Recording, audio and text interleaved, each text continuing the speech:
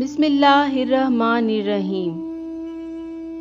ملک الموت اور حضرت محمد صلی اللہ علیہ وآلہ وسلم۔ ملک الموت علیہ السلام کو اس بات کا پابند کیا گیا ہے کہ وہ انبیاء علیہ السلام کی ارواح مبارک کو قبض کرنے سے پہلے ان کی اجازت طلب کرے۔ حضرت عائشہ صدیقہ رضی اللہ تعالی عنہا سے روایت ہے، فرماتی ہیں ملک الموت حضور صلی اللہ علیہ وآلہ وسلم کے پاس آپ کی مرض موت میں حاضر ہوئے۔ اس نے اجازت طلب کی۔ اس وقت حضور صلی اللہ علیہ وآلہ وسلم کا سر مبارک حضرت علی رضی اللہ تعالی عنہ کی گود میں تھا۔ اس نے کہا، السلام علیکم ورحمۃ اللہ وبرکاتہ۔ حضرت علی کرم اللہ وجہ الکریم نے فرمایا، واپس چلے جاؤ، ہم فارغ نہیں ہیں۔ حضور صلی اللہ علیہ وآلہ وسلم نے فرمایا، اے ابو الحسن، کیا تم جانتے ہو یہ کون ہے؟ یہ ملک الموت ہیں۔ جب ملک الموت اندر داخل ہوئے تو عرض کیا، آپ کا رب آپ کو سلام کہتا ہے۔ حضور صلی اللہ علیہ وآلہ وسلم نے فرمایا، جبرائیل کہاں ہیں؟ ملک الموت نے عرض کیا، وہ میرے قریب نہیں، بس آتے ہی ہوں گے۔ ملک الموت باہر نکل گئے، یہاں تک کہ جبرائیل علیہ السلام حضور صلی اللہ علیہ وآلہ وسلم کے پاس تشریف لے آئے۔ جبرائیل علیہ السلام نے ملک الموت سے کہا، جبکہ وہ دروازے میں کھڑے تھے، اے ملک الموت، تجھے کس نے یہاں سے نکالا؟ ملک الموت نے کہا، ٹھہر جائیں، محمد صلی اللہ علیہ وآلہ وسلم تشریف فرما ہے۔ جب دونوں بیٹھ گئے، جبرائیل نے عرض کیا، اے ابو القاسم، آپ پر سلام ہو، یہ میری طرف سے اور آپ کی طرف سے الوداع ہے۔ مجھے یہ بات پہنچی ہے کہ ملک الموت نے اس سے پہلے نہ کسی کو سلام کیا ہے اور نہ بعد میں کرے گا۔ دوسری مرتبہ ملک الموت نے حضور صلی اللہ علیہ وآلہ وسلم سے ملاقات کا شرف حاصل کیا، اور یہ ملاقات انصار کے گھروں میں سے ایک گھر میں ہوئی۔ حارث بن خزرج سے روایت ہے، فرماتے ہیں میں نے رسول اللہ صلی اللہ علیہ وآلہ وسلم کو سنا جبکہ آپ ملک الموت کو دیکھ رہے تھے۔ وہ ایک انصاری کے سر پہ موجود تھا۔ آپ نے فرمایا، اے ملک الموت، میرے صحابی پر نرمی کر، بے شک وہ مومن ہے۔ ملک الموت نے عرض کیا، اطمینان رکھیے اور اپنی آنکھ مبارک ٹھنڈی کیجیے، میں ہر مومن کے ساتھ نرم ہوں۔ یا رسول اللہ صلی اللہ علیہ وآلہ وسلم، میں ابن آدم کی روح مبارک قبض کرتا ہوں۔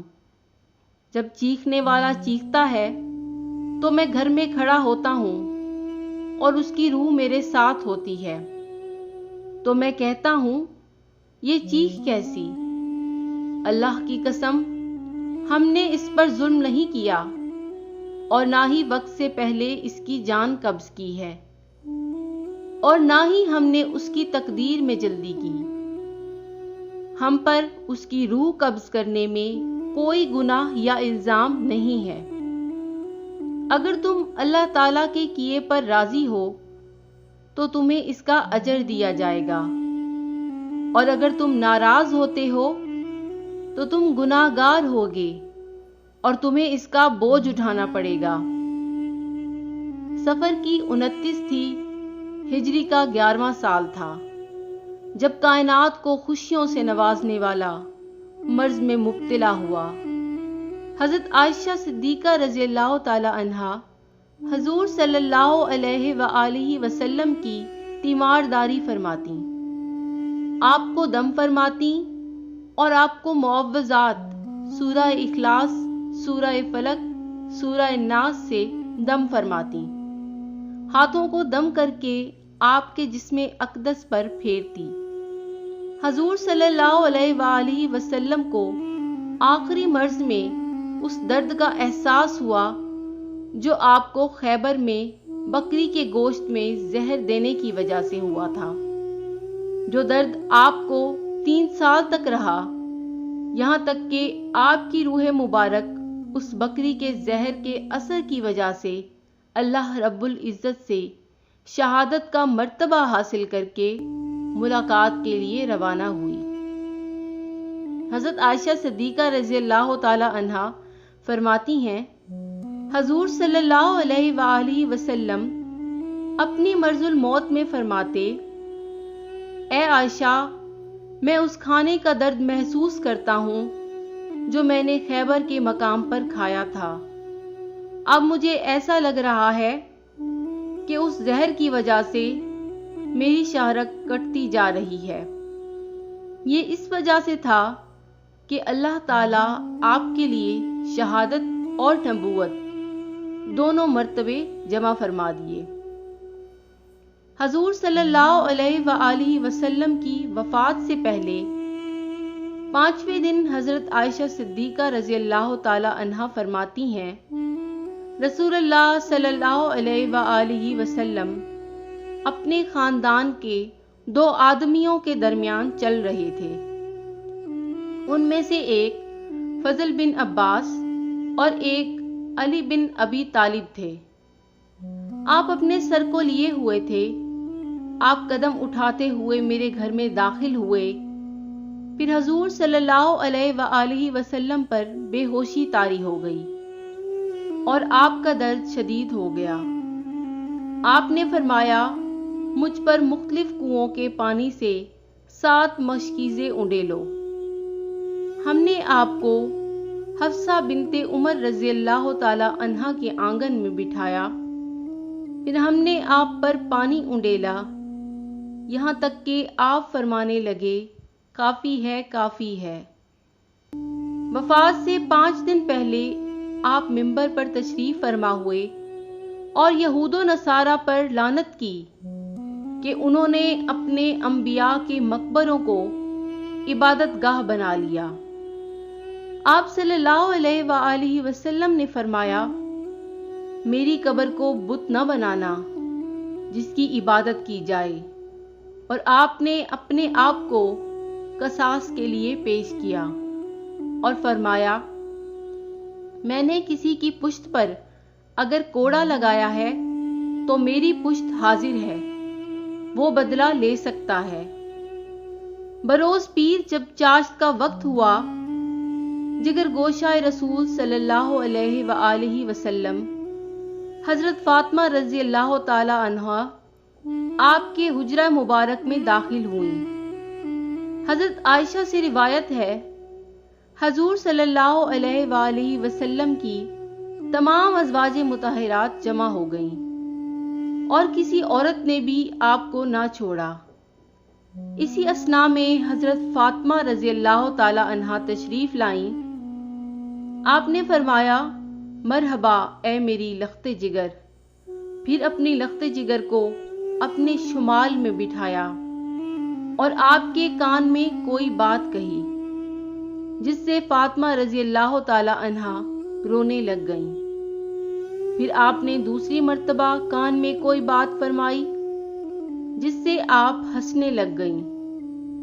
حضرت عائشہ فرماتی ہیں، میں نے حضرت فاطمہ رضی اللہ تعالی عنہا سے پوچھا، کس چیز نے آپ کو رلایا؟ حضرت فاطمہ رضی اللہ تعالی عنہا نے فرمایا، میں حضور صلی اللہ علیہ وآلہ وسلم کا راز افشا کرنے والی نہیں ہوں، یہاں تک کہ جب حضور صلی اللہ علیہ وآلہ وسلم اس دنیا سے تشریف لے گئے تو میں نے پھر آپ کے ارشاد مبارک کے بارے میں پوچھا تو حضرت فاطمہ نے فرمایا، حضور صلی اللہ علیہ وآلہ وسلم نے مجھے فرمایا تھا کہ جبرائیل مجھ سے سال میں 1 مرتبہ قرآن کریم کا دور فرماتے تھے۔ اس سال انہوں نے مجھ سے 2 مرتبہ قرآن کریم کا دور کیا ہے، اور میرا یہ خیال ہے کہ میری رحلت کا وقت آ گیا ہے، اور تم میرے اہل میں سب سے پہلے مجھ سے ملو گی، اور میں آپ کے لیے کتنا اچھا قائد ہوں گا۔ آپ صلی اللہ علیہ وآلہ وسلم کا یہ ارشاد گرامی سن کر میں رونے لگ گئی۔ پھر آپ صلی اللہ علیہ وآلہ وسلم نے فرمایا، کیا تو اس بات پر خوش نہیں ہے کہ تم عورتوں کی سردار ہو، یا اس امت کی عورتوں کی سردار ہو؟ تو میں ہنسنے لگی۔